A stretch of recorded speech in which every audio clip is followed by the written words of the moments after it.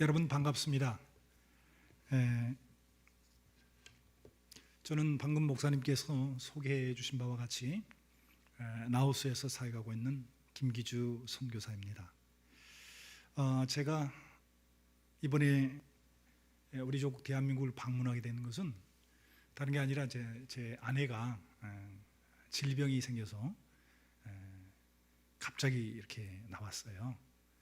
그런데 지금 현재 코로나로 인해서 굉장히 나오기가 쉽지는 않습니다. 한 달에 비행기가 지금 하늘길이 막혀서 한 달에 한 2번 정도 이렇게 나올 수가 있고, 또 한 번 나오려면 코로나 입원해서 PCR 검사뿐만 아니라 전체적인 여러 가지 복잡한 문제들이 많아요. 그래서 웬만하면 나오지를 못합니다. 그러나 그럼에도 불구하고 이제 제 아내가 난소암이라는 그런 이제 판명을 받고 부랴부랴 나오게 됐어요. 그래서 암센터에서 이제 전체 조사를 받고 또 이제 치료하는데 이제 추적 조사하는 것으로, 다행히도 감사하게도 이제 초기 정도 되는 것 같아요. 그래서 하나님 은혜 가운데 잘 치료받고 다시 하나님께서 기뻐하시는 우리의 선교 현장으로 돌아가기를 소원합니다. 사실은 제가 우리 조국 대한민국에 와 있지만은 마음이 그렇게 편하지는 않습니다.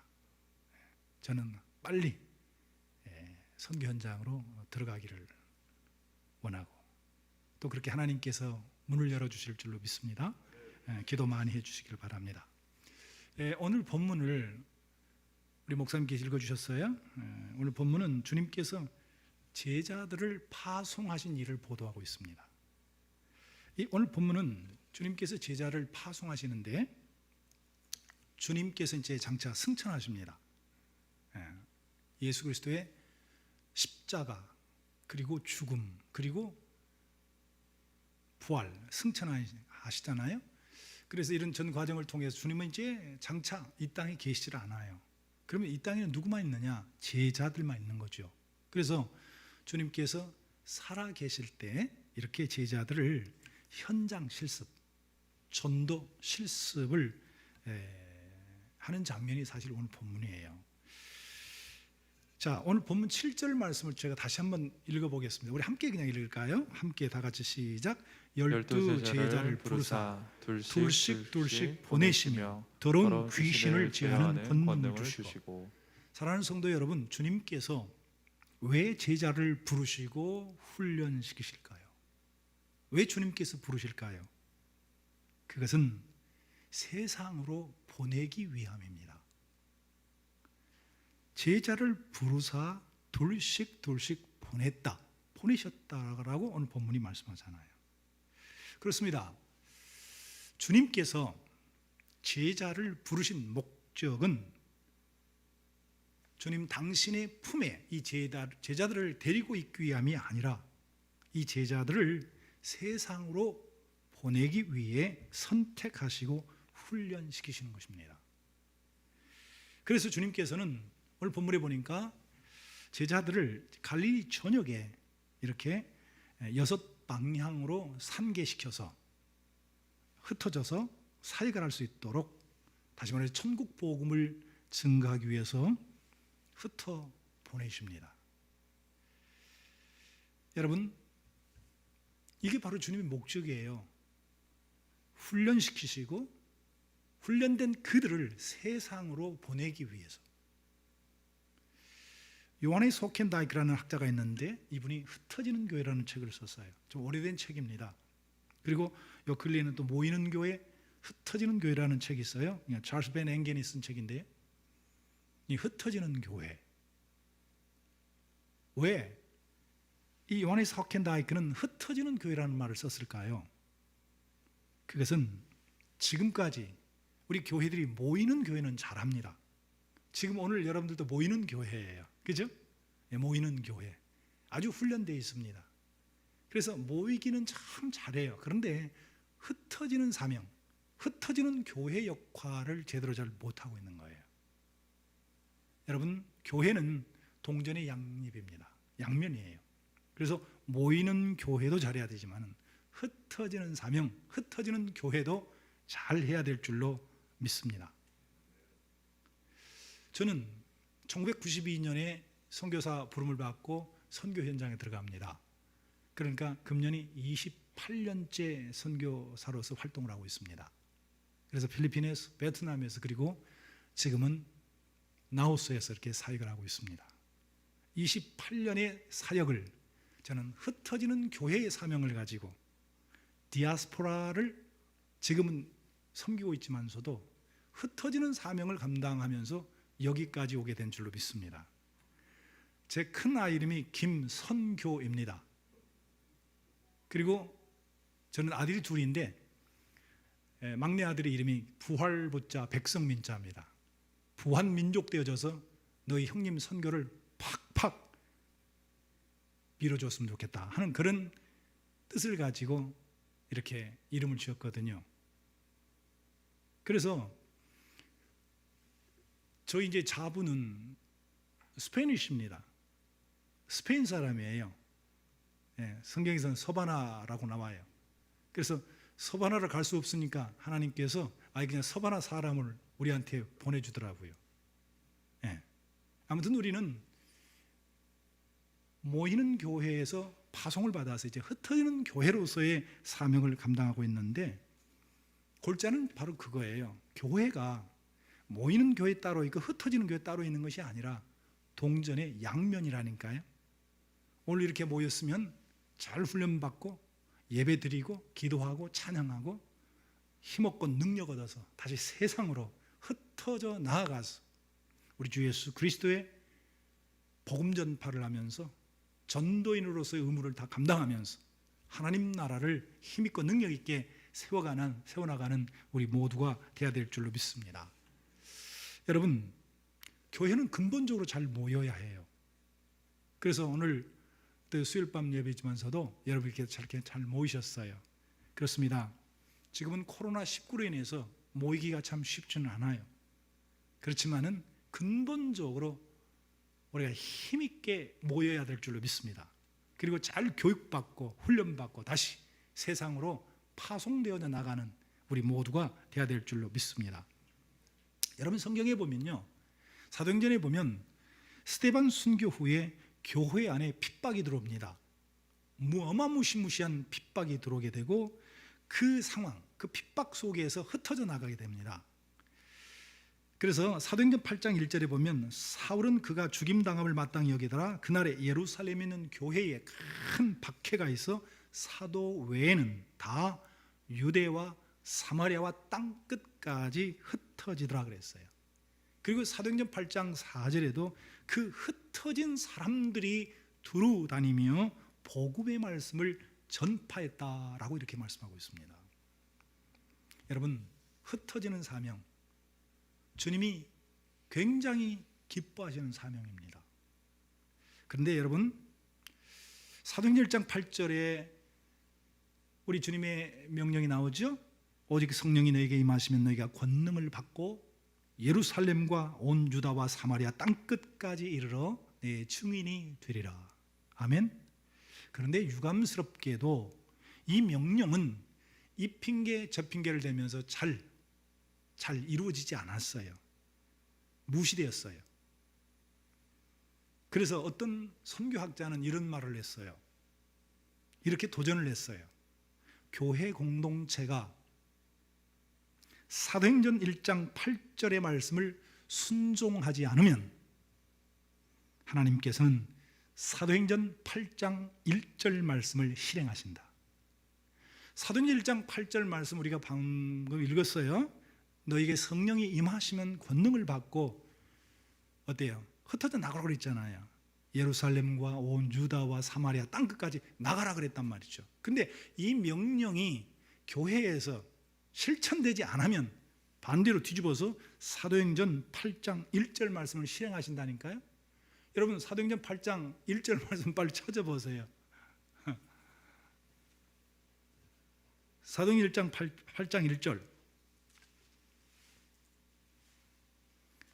다 같이 시작. 사울은 그가 죽임 당함을 마땅히 여기더라. 그날에 예루살렘에 있는 교회에 큰 박해가 있어 사도에는 다 유대와 사마리아 모든 땅으로 흩어지니라. 아멘. 무슨 말씀입니까? 사도행전 1장 8절 말씀은 하나님께서 성도들에게 주신 선교 명령입니다. 예수 그리스도께서 제자들에게 주신 마지막 분부입니다.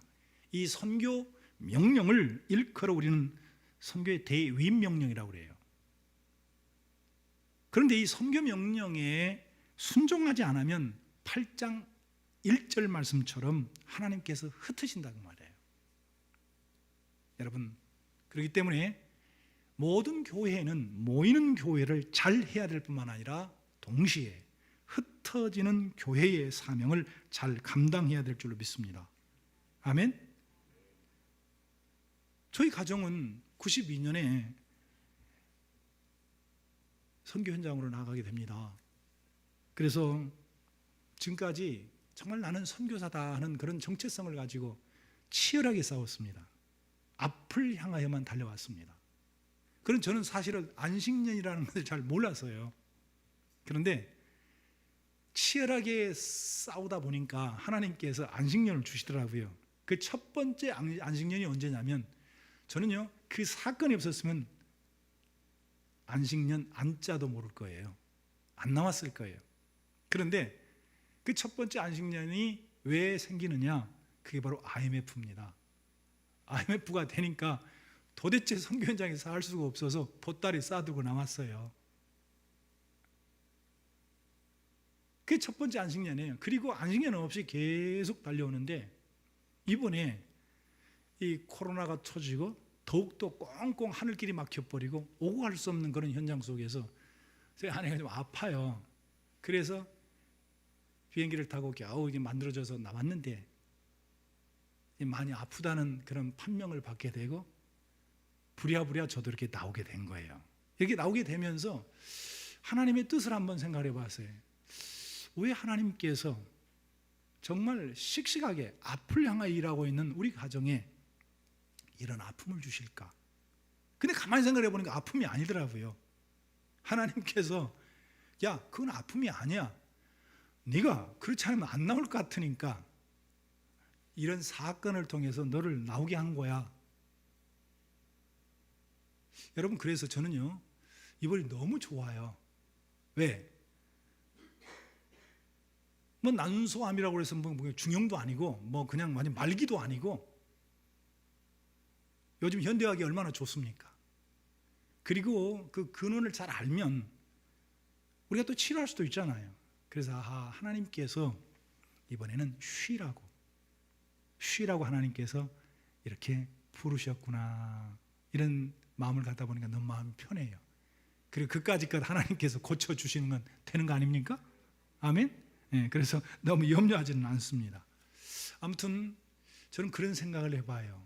아무튼 우리가 무슨 일을 하든지 거룩하신 하나님의 뜻에 순종하면서 믿음으로 살게 될 때 하나님께서 은혜 위에 은혜를 부어주실 줄로 믿습니다. 모이는 것이 목적이 아니라 흩어지는 것이 목적이라는 것을 우리가 꼭 명심했으면 좋겠습니다. 자, 오늘 본문을 다시 들어가 보겠습니다. 오늘 방금 읽었던 7절 말씀 다시 한번 읽어요. 7절 다 같이 시작. 12제자를 부르사 둘씩 보내시며, 네, 둘씩 보내셨다라고 말씀하고 있습니다. 주님께서 이 세상에 제자들을 보낼 때 단독자로 보내지 않고 꼭 이렇게 둘씩 짝을 지어 이렇게 세상으로 보내셨어요. 여기 둘씩 짝을 지어 보냈다는데 아주 중요한 이유가 있습니다. 의미가 있습니다. 그건 둘이 하나보다 훨씬 낫다는 거예요. 그래서 전도서 4장에서도 두 사람이 한 사람보다 낫다고 그랬어요. 여러분, 주님께서는 독불장군을 원하지 않습니다. 특별히 선교 현장에서 단독자로서 단독 플레이하는 걸 좋아하지 않아요. 반드시 하나님께서는 둘씩 함께 팀 사역, 팀 미니스트리를 하시기를 기뻐하세요. 저는 나우스리 선교사회가 너무 아름답습니다. 같은 교파와 교단이 초월돼서 일을 하는데 정말 하나 되어져서 일합니다. 그래서 다른 지역을 많이 돌아보신 목사님들께서 나우스를 오셔서 야, 나우스 선교사 사회는 참 평화롭구나. 그렇습니다. 저희는 미움 다툼 시기 질주는 거 없어요. 정말 교단과 교파를 초월해서 하나의 몸으로서 하나의 공동체를 형성하면서 우리가 선교 전선을 형성하고 있습니다. 너무 감사해요. 저는 인도차이나 5개국 그러면은요, 태국, 베트남, 캄보디아, 라오스, 미얀마까지거든요. 전 세계적으로 선교사들에게는 큰 선교사의 올림픽이라고 할 수 있는 것이 KWMF입니다. 그래서 4년마다 한 번씩 선교 대회를 가져요. 이건 4년 만에 한 번씩 돌아가는데 인도차이나 5개국에서는 1년에 한 번씩 돌아갑니다. 1년에 한 번씩 선교 대회를 갔는데 5개국 선교사의 큰 잔치예요. 저는 13차 5개국 선교사 회장을 했습니다. 그리고 많은 선교사님들 제가 라오스로 초청을 해서 라오스에서 이렇게 대형 집회도 하고 쉬기도 하고 같이 정보도 나누고 하는 그런 복된 시간을 갖는데, 지금 이제 코로나로 인해서 전혀 일을 못 하잖아요. 그래서 금년에는 베트남에서 일을 하고 내년에는 또 우리 라오스에서 제 23차 회의를 하거든요. 그런데 다른 나라에 비해서 우리 라오스는 이게 모든 선교사들이, 저는 GMS 선교사지만 GMS뿐만 아니라 모든 선교사들이 하나 되어져서 이렇게 서로 돕고 협력하고 같이 눈물로 기도하고 하면서 같이 하나의 전선을 형성한다는 게 참 축복이고 감사하고요. 감사한 것은 그 쓰임에 제가 섬기는 라오스 한인연합교회가 있습니다. 그래서 교회가 센터로서 다양한 사역들을 감당해줘요. 특별히 또 우리 자녀들, MK 자녀들, 밖에 나가서 보면 사실 MK들이 참 좋은 환경이 아니기 때문에 참 모이기가 쉽진 않아요. 그런데 한인 교회를 중심으로 해서 같이 이렇게 예배하고 또 스스로, 그러니까 우리 라오스 한인연합교회에서 우리 중고등부 학생회는 우리 한국으로 보면 대학부입니다.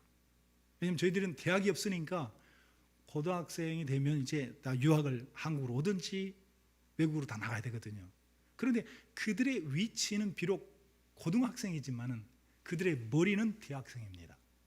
그 정도로 상당히 훈련된 아이들로 성장을 하고, 저희 교회에서 훈련된 아이들이 미국 유학을 가면요, 거기 참 다 아주 리더로서 역할을 감당할 때 얼마나 감사한지 몰라요. 아무튼 그렇게 하나의 몸짓으로 한 방향으로 이렇게 같이 사역들을 하고 있다는 것이 참 감사해요. 그렇습니다. 선교 현장은 너무 외롭습니다. 너무 고독합니다. 아주 힘든 데가 선교 현장입니다. 악한 사단의 권세가 아주 강력하게 역사하는 선교의 영적 최접전지이거든요. 그렇기 때문에 선교사 한 사람이 쓰러지면 마귀가 춤을 춰요. 그렇기 때문에 온갖 방법을 총동원해서 선교사를 넘어지게 하는데, 그렇기 때문에 한 사람이 너무 위험하다고 말합니다. 그래서 돌씩 함께 일을 할 때 우리가 강력한 선교의 진을, 견고한 진을 이기고 정말 주님이 기뻐하신 우리의 선교의 진을 형성하게 될 줄로 믿습니다. 사랑하는 여러분, 계속해서 우리 기도해 줄 때 이 선교사들의 하나됨을 위하여서 끊임없이 기도해 주셔야 될 줄로 믿습니다. 아멘. 특별히 라오스가 지금도 하나 되어서 일을 잘하고 있지만은 마귀란 놈은 그걸 싫어하거든요. 그래서 우리가 늘 기도로서 협력해 주심으로 말미암아서 정말 주님 오시는 그날까지 좋은 선교 전선을 형성할 수 있도록 그렇게 기도해 주시면 대단히 고맙고 감사하겠습니다. 여러분, 7절 마지막 한 절 더 읽겠습니다. 7절에 마지막 다시 한번 시작. 12제자를 부르사 돌씩 보내시며 더러운 귀신을 제하는 권능을 주시고, 더러운 귀신을 제하는 권능을 주셨다. 저는 방점을 여기 찍고 싶어요. 주의 일을 하려면, 특별히 선교 현장에서 선교 사역을 하려면 선교사들에게 이 힘이 필요합니다. 능력이 있어야 돼요. 이 능력은 주님으로부터 옵니다. 공부한다고 되는 거 아니에요. 돈으로 행사할 수 있는 그런 능력도 아니에요. 세상에서 볼 수 없는 힘입니다. 주님이 주신 힘이에요. 이 힘이 있어야 돼요. 여러분, 주님께서 전도하러 나가는 제자들에게 더러운 귀신을 제어하는 권능을 주셨다고 말씀하셨어요. 그리고 13절에 들어가 보면 제자들이 이 능력을 행사해요. 그래서 13절에 많은 귀신을 쫓아내며 많은 병자를 기름을 발라 고쳤다고 말씀하고 있어요. 여러분, 선교 현장에 이 13절의 능력이 나타나야 될 줄로 믿습니다. 선교지는 영적 전쟁터예요. 예수 그리스도 이름의 권세, 할렐루야, 예수님의 이름의 권세, 이 능력이 나타나야 돼요. 그래서 예수 그리스도의 이름으로 귀신을 쫓아내고 병자를 고치고 암병을 고치고 안진병이를 일으켜 세우고 눈먼 자를 눈뜨게 하는 이런 놀라운 은혜의 역사가 나타나야 될 줄로 믿습니다. 베드로가 그러잖아요. 베드로가 성전 미문에 앉은 안진병이를 향하여 은과 금은 내게 없다. 그러나 내게 있는 것으로 내게 주노니 나사렛 예수 이름으로 일어나라. 아멘. 그래서 선교사들이요, 처음에 들어갈 때에는 굉장히 아주 멋있어요. 처음에 들어갈 때는 기도도 많이 하고 그래서 굉장히 야성이 있어요. 근데 선교 현장에서 오랫동안 살다 보면 야성이 다 사라져 버려요. 아닙니다, 여러분. 선교사는 거칠은 들판에서 살아남아야 돼요. 야성이 일어나야 돼요. 아멘. 그래서 여러분이 뜨겁게 기도해 주셔야 될 줄로 믿습니다. 어떤 선교 현장에 있어서든지 선교사가 당당하게 살아야 돼요. 저는요, 정말 물불을 안 가리고 살았어요. 선교 현장에서요. 그렇게 28년을 살았어요. 제가 태국에서 이런 일이 있었어요. 태국에서 인도네시아 발리에서 한디포 포럼이 있었어요. 제가 이제 나우스 대표로서 발제하기 위해서 발리를 향해서 갑니다. 그런데 나우스는 비행기가 많지 않잖아요. 인구 650의 조그마한 나라예요. 그러다 보니까 이제 저가 항공을 타기 위해서 태국으로 넘어갔고, 태국 옛날 공항, 우리 식으로 김포공항, 돈무항공항이라고 그래요. 돈무항공항으로, 이제 지금 국제공항으로 신공항으로 가는 게 아니라 이 비행기가 조그마한 비행기인데 이제 그 저가 항공을 타기 위해서 돈무항공항을 가야 된다고요.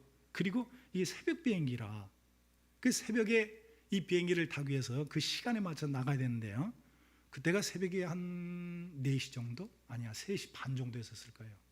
4시 비행기, 4시 그 무렵에 가서 이제 쏙 받고 먹어가면 7시 정도 되는 비행기를 타야 돼요. 그래서 가방을 꾸려가지고 차를 기다리는데, 택시를 기다리는데 택시가 오질 않아요. 그래서 가방을 들고 길가로 나갔어요. 그리고 택시를 탔어요. 너무 피곤하잖아요. 그래서 졸았어요. 졸다가 눈을 떠서 보니까 차가 이상한 데로 막 가요. 그래서 어이, 나 공항으로 가야 돼. 사남빙. 그랬더니 뭐라고 말을 하는데 제가 태국말을 못하니까 그래서 내가 이제 넓은 마음으로 이해를 했어요. 이 친구가 이 기사 아저씨께서 새벽에 조금 저한테 좀 돈을 더 차를 좀 돌려가지고 좀 더 가져갈 그런가 보다 하고 넓은 가슴으로 이해를 하고 더 졸았어요. 근데 무슨 소리 깬 줄 아십니까? 갑자기 이 소리 깼어요. 뭐니? 이 소리야. 눈을 떠서 보니까 세상에 내 목에 칼이 들어와 있어요. 택시 기사가 강도로 바뀌어버린 거예요. 뭐니? 세 번째 뭐니? 딱 이 시간에 뭐니? 이 찰나적인 순간에요. 와, 눈을 떠서 보니까요, 이게 뭐야? 어머나, 세상에 내가 이렇게 죽네. 어머나, 나중에 신문이 이렇게 나겠네. 한국 김기주 선교사 태국에서 강도 만나 죽다. 이 생각을 하니까 막 기분 영 안 좋대요. 그리고 그 찰나적인 순간에 이런 생각이 들었어요. 어머나, 세상에 나에게 칼을 댄 놈이 있네. 이 생각을 하니까 와, 그냥 열이 받치더라고요. 그래서 예라이 모르겠다고는 그냥 안 죽으려니까 뒤로 받치면서 냈다 다리를 뻗어버렸어요. 발로 한번 쳐버렸어요. 요 사이로. 그랬더니 택시 기사가 놀려버렸어요. 문을 열더라고요. 그랬다 나 튀어나갔죠. 대각을 쓴 거죠. 그걸 보고 놀래가지고 그냥 떼떠 도망을 가더라고요. 근데 문제는 가방이 그 택시 안에 있는 거예요. 그래서 태국 경찰에 들어가서 참 조사를 받고 뭐하고 하는데 내가 태국 경찰서장한테 그렇게 도전을 했어요. 당신들 그 택시 강도 안 잡으면 나 태국 황실에 편지를 써서 내가 끝까지 내가 범인을 잡는다. 그랬더니 태국 경찰서장이 진짜 미안하다고 하면서 꼭 범인을 잡겠고 지금 인도네시아 발리를 가야 되기 때문에 우선 비행기 티켓 값을 저희들이 감당하겠습니다 하면서 태국 경찰서에서 저한테 티켓 값을 주더라고요. 그래서 이제 태국 선교사님들 하신 말씀이, 야, 김 선교사는 내가 태국 생활 40년 하는데 나는 맨날 뜯기고 살았는데 세상에 태국 경찰 호주머니에서 만바트를 얻어간다고 그렇게 얘기를 하더라고요. 아무튼 정말 담대하게 살았어요. 굉장히. 왜? 우리가 주의 일을 하는 사람이고 우리가 어차피 선교 현장에서 그렇게 전능하신 하나님이 나와 함께 하시고 전능하신 주님의 오른손이 나와 함께 하시는데 뭐가 꼴릴 게 있느냐 하는 그런 마음을 가지고 아주 힘있고 능력 있게 살았거든요. 여러분, 바라고 남기는 우리 모든 선교사님들이 특별히 코로나 전국 속에 많이 위축되어 있습니다. 아멘. 그러니까 여러분에게 뜨겁게 기도해 줌으로 말미암아 선교사들이 야성이 불일 듯 일어날 수 있도록, 아멘. 그리고 그들에게는 예수님의 능력이 있단 말이죠. 그 능력으로 병자도 고치고 귀신도 이기고, 할렐루야, 아멘. 그런 기적과 능력이 많이 나타날 수 있도록 그렇게 기도해 주셨으면 감사하겠습니다. 자, 여러분 8절에서 9절 한번 읽겠습니다. 여러분 8절에서 9절요. 다 같이 시작. 명하시되 여행을 위하여 지팡이 외에는 양식이나 배낭이나 전대 돈이나 아무것도 가지지 말며 신만 신고 두벌옷도 입지 말라 하시고, 아멘. 이 말씀은 전도 여행을 떠나는 제자들에게 주신 주님의 여행 지침입니다. 평행 본문인 마태복음 10장 10절 그리고 누가복음 9장 3절에는 오늘 본문 속에는 지팡이 외에는 이렇게 말하는데, 그 평행 본문 속에는 지팡이 도 의지하지 말라고 그랬어요. 여러분, 무슨 말이에요? 여기 얼마나 중요한지 몰라요. 여행하는 사람이기 때문에 지팡이 필요하고요, 양식, 배낭, 전대, 돈 다 필요해요. 그런데 주님께서는 여행 지침으로 이 말씀을 주셨어요. 아무것도 의지하지 말라고 말입니다. 돈이 필요하면 돈 내가 준다고 말이에요. 양식이 필요하냐? 양식 내가 줄게. 신발이 필요하냐? 내가 신발 준다. 오직 나만 의지해라. 할렐루야. 오직 나만 의지하라. 나는 주님의 명령인 줄로 믿습니다. 저는 이 말씀을 믿습니다. 정말 이 말씀을 붙들고 28년 동안 제가 선교 현장에서 살아남았습니다.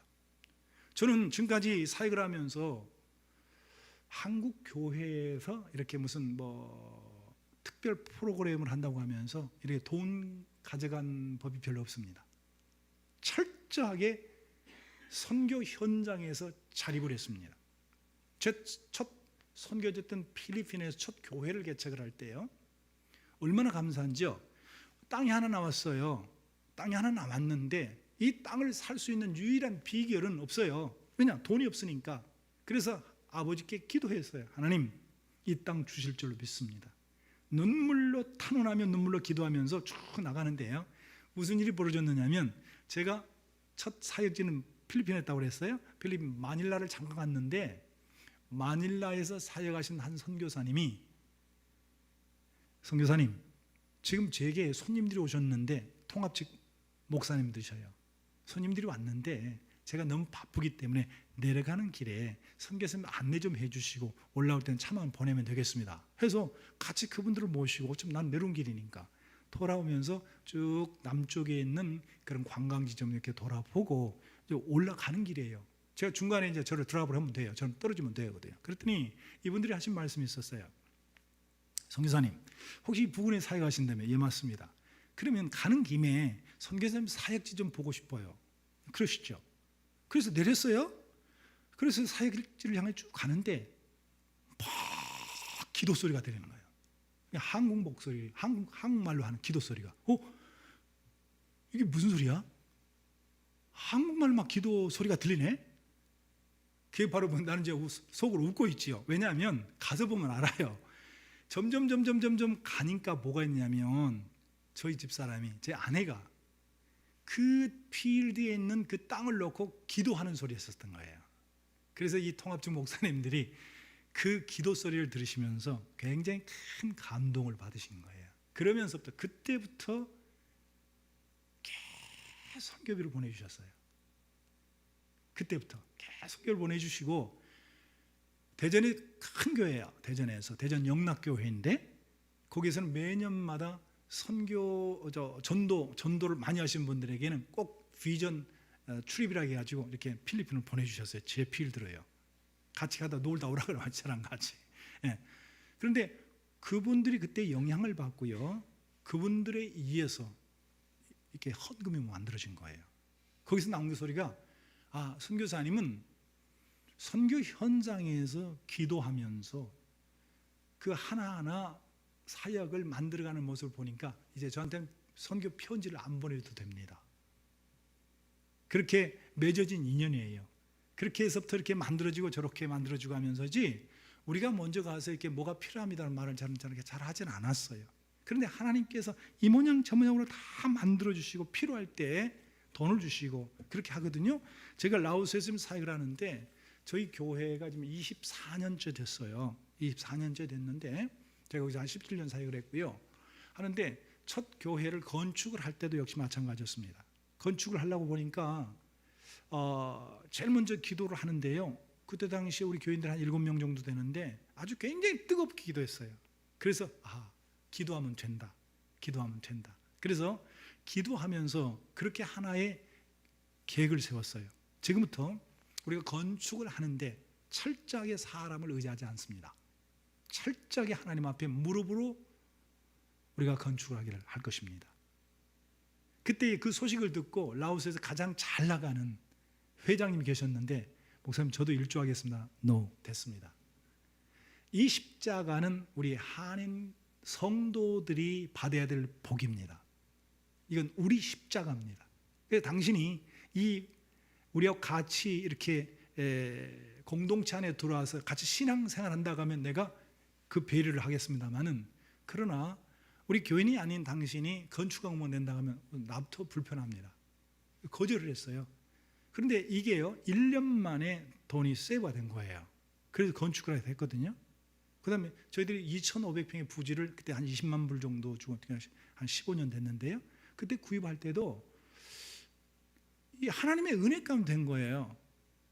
한국 교회로부터 지원을 받는 게 아니라 굉장히 라오스가 형편들이 어렵습니다. 그러나 그럼에도 불구하고 성도들이 하나 되어져서 눈물로 하나 되어졌을 때에 그런 은혜의 역사가 나타난 줄로 믿습니다. 저희들이 지금 현재 엘림 센터를 건축을 마쳤어요. 3층으로 저희들이 건축을 했는데 그래도 저희들이 한 2억 5천, 한 3억 정도 들어갔습니다. 그래도 철저하게 하나님 앞에 무릎 꿇고 나아갈 때 정말 까마귀의 역사, 정말 하나님의 돕는 은혜의 역사가 나타난 줄로 믿습니다.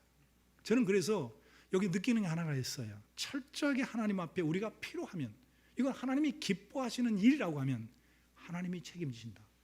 선교도 하나님이 책임져요. 그래서 하나님의 선교예요. 아멘. 우리 교회도 역시 마찬가지인 줄로 믿습니다. 교회의 주인 되신 하나님이 계시고 그 주님께 순종할 때 때가 되면 하나님께서 하나님의 역사를, 하나님의 사람들을 통해서 하나님의 역사를 일으켜 세워줄 줄로 믿습니다. 아멘. 그래서 저는 철저하게 이 말씀을 믿어요. 지팡이 외에는 아무것도 의지하지 말라. 아니 지팡이도 믿지 말고 나만 바라보라, 나만 의지하라는 이 말씀에 순종할 때 하나님이 책임져 주실 줄로 믿습니다. 주님이 책임져 주실 줄로 믿습니다. 아멘. 요즘 코로나가 굉장히 많이 극성입니다. 전 세계적으로. 지금까지 우리 라오스가 청정지역에 있어요. 라오스는 인구 650가 조그마한 나라이기 때문에 아주 큰 나라 속에 있거든요. 옆에 베트남이 있고 캄보디아, 그 다음에 중국, 그 다음에 태국이 있어요. 그래서 태국이 가장 영향을 많이 받아요. 그래서 그 옆에 있는 나라에서 사람들이 또 돈 벌러 나갔다가 다시 들어와야 되는데 거의 코로나가 와서는 저 바깥쪽에서 들어오는 거예요. 그래서 문을 다 걸어 잠궜어요. 철저하게 문을 잠그고 이렇게 락다운 상태에서 살다 보니까 확진자가 별로 나오지 않았었어요. 그런데 금년 4월 달부터 태국에서 일하던 사람들이 들어오면서부터 이제 확진자가 늘어가는 거예요. 그래서 9월 달부터 시작해가지고는 막 600명, 700명, 800명, 오늘 가장 많아요. 지금 1000명이 넘었어요. 하루에 1,000명 이상이 나와버린 거예요. 이런 걸 보면서 너무너무 마음이 아픈 거예요. 야, 큰일 났다. 정말 하나님께서 불쌍히 여기시 않으면, 긍휼히 여겨주시 않으면 우리 나우스는 선택이 없어요. 우리는 나우스에서는 병원이 없기 때문에 병 걸리면 죽습니다. 그래서 살려면 태국으로 넘어가야 돼요. 근데 지금 태국을 넘어갈 수가 없어요. 왜? 국경이 지금 이제 폐쇄된 상태이기 때문에. 그러니까 아주 열악한 나우스의 현실, 나우스의 병원, 시설 너무너무 안 좋아요. 이런 상황 속에서 이렇게 확진자가 많이 늘다 보니까 지금 현재 제가 지금 한국에 나와 있잖아요. 그래서 후배 선교사님들께서 계속 연락이 오기를, 선배님, 목사님, 그렇지 않은 목사님 위기관리위원장 아니십니까? 저희들 이러다가 확진자 되고 이러다 하면 병원 가면 죽어요. 산소 발생기 좀 만들어서 좀 보내주세요. 산소 발생기. 그래서 맞아, 이건 정말 필요하겠구나. 지금 에어 앰뷸런스 같은 데 뛰면 한 대 1억 5천이에요.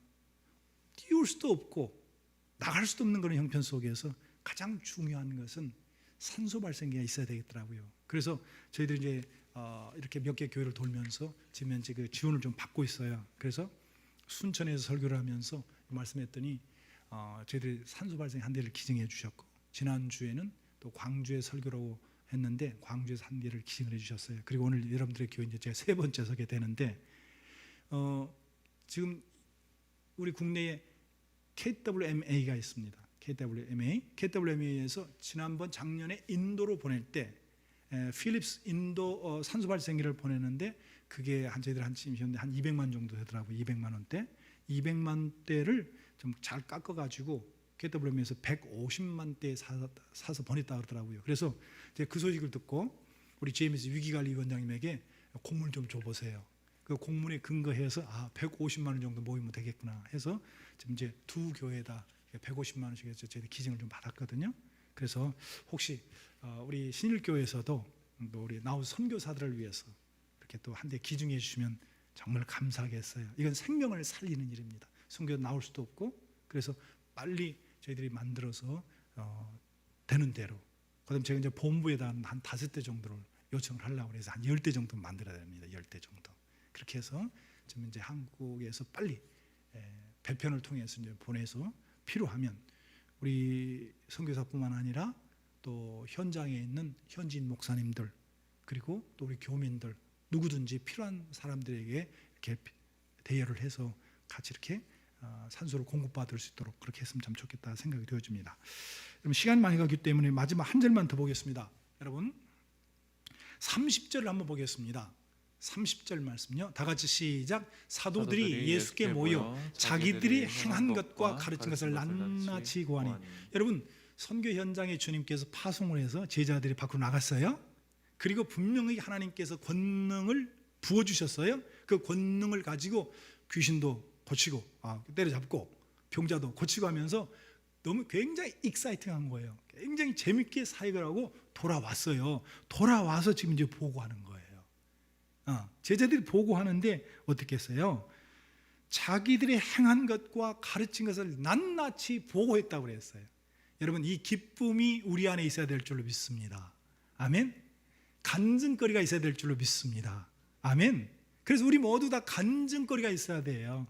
정말 주님 만난 간증, 주님께서 함께 하심으로 말미암아서 정말 삶의 현장에서 주님을 통해 일어났던 그 기쁘고 정말 나눌 수 있는 그런 많은 간증들이 있는 우리 모든 성도들이 되어야 될 줄로 믿습니다.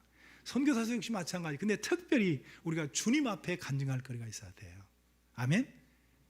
간증거리가 많은 여러분 모두가 되기를 주의 이름으로 축원합니다. 마지막 한 절 더 읽어볼까요? 31절 다 같이 시작. 이르시되 너희는 따로 한적한 데 가서 잠깐 쉬어라 하시니 이는 오고 가는 사람이 많아 음식 먹을 겨를도 없습니다. 주님께서 보고를 들으시고 난 다음에 오케이 됐다 이제 가 좀 쉬어라. 이제 가 쉬어. 됐어. 알았어. 주님께서 위로하는 장면 아닙니까? 맞습니다. 진정한 보고가 있는 사람이 이런 휴식을 누리게 될 줄로 믿습니다. 아멘. 그래서 바라옵고 원하옵기는 우리 신일교회가 주님 앞에 정말 크게 쓰임받고 또 간증거리가 많은 복된 교회, 복된 성도들이 되기를 주의 이름으로 축원합니다.